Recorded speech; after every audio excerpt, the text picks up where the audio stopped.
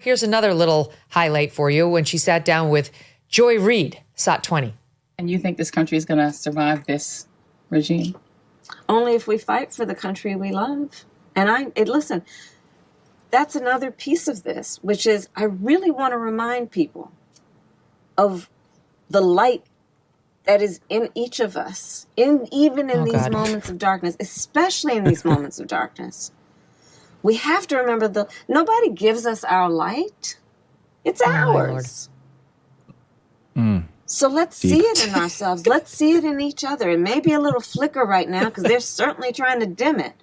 But don't let them extinguish our light. Right? Stu, you're... was exactly what I needed to hear. No one extinguishes your light. God, let me just get my pen. It's amazing. It really is. How many of those did she have when she was vice president? We did a whole series called Veep Thoughts, in which, if you remember the old Saturday Night Live sketch where they would do these deep thoughts, that's what she would do. Yeah. She'd just kind of get out into this weird, she'd get out almost on a plank and she'd just keep talking and just think that she'd eventually be able to make it to the other side, to the next boat. It just didn't happen. Lots of falls into the ocean with that one. I want to hear more. You can't get enough of Kamala Harris. Let's SOT 22. I haven't even heard this one. This is her TikTok posting about her visit to Howard. Oh, Cal, are you from California? I'm from Oakland, California. Hey, girl. Oh, come here. Well, you see how it turns out? Huh? Yes, ma'am. This is a moment in time in our country and the world where I hope everything that you are seeing tells you we need you. We need you to lead. We need you to be strong. You are leaders right now. You were born leaders. It's good to be the bookstore, right? Oh my God, she is the least inspirational figure ever, like literally in U.S. history. I hope everything you are seeing right now tells you to lead. What? And then the girl to Oakland, you see how it turns out. Okay, she's from like this rich suburb up in Washington. This is how Oakland turns out. If you sleep with Willie Brown, you too could wind up a failed vice presidential candidate. I mean, Stu, I'm sorry, but like the production around her, it's like the kids say, stop trying to make whatever happen, right? That's like they're saying when you're like trying too hard, and it works so well when deployed effectively. Stop trying to make Kamala Harris's cool happen. You tried, you spent $2 billion, it failed, it's still failing. Yeah, and they keep attempting it.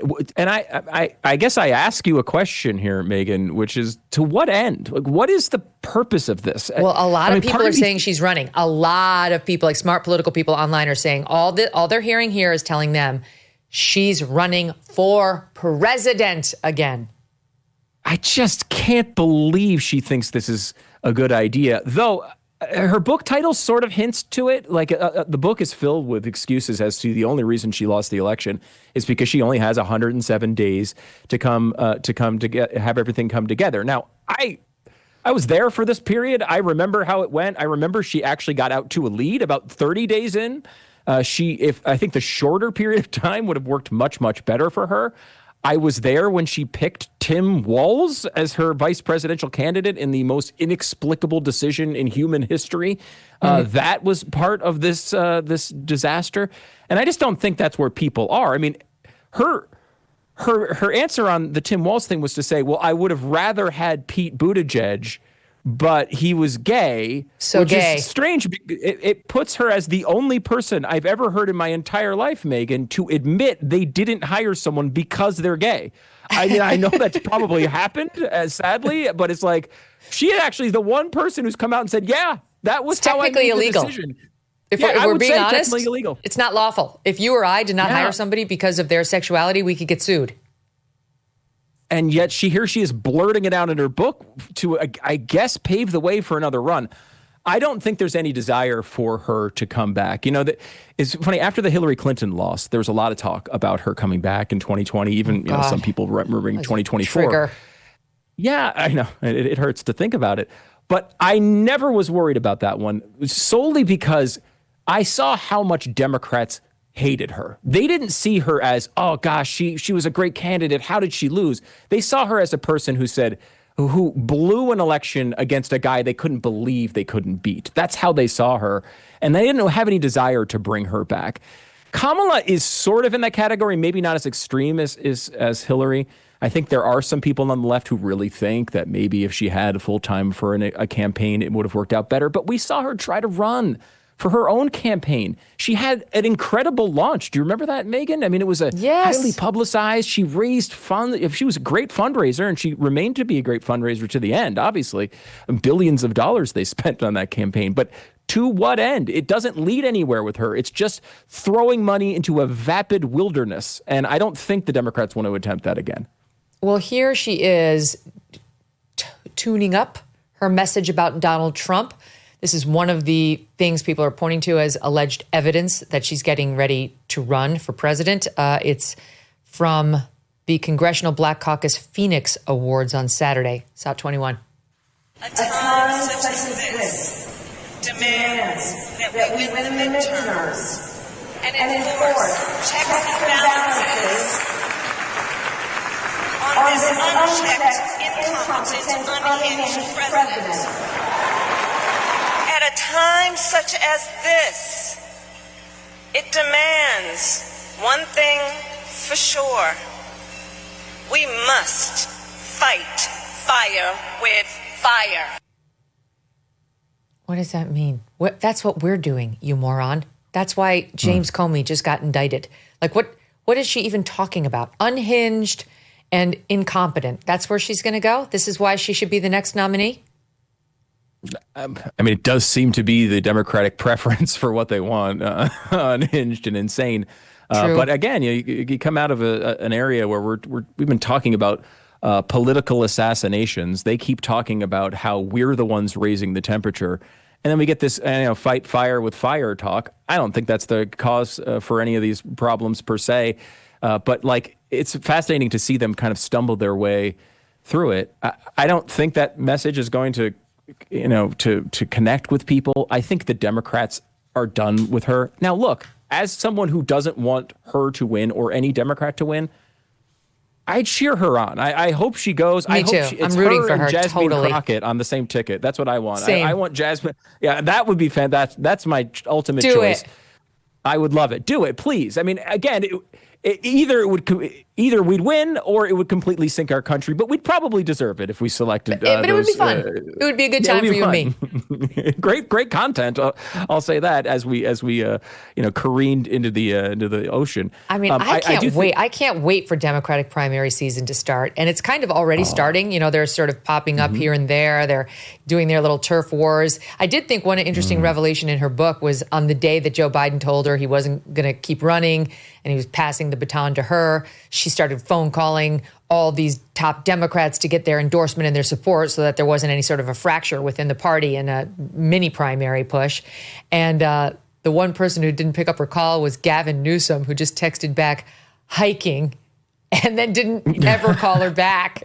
I love that detail. I'm sorry, but like newfound respect for Gavin Newsom. That was pretty well done.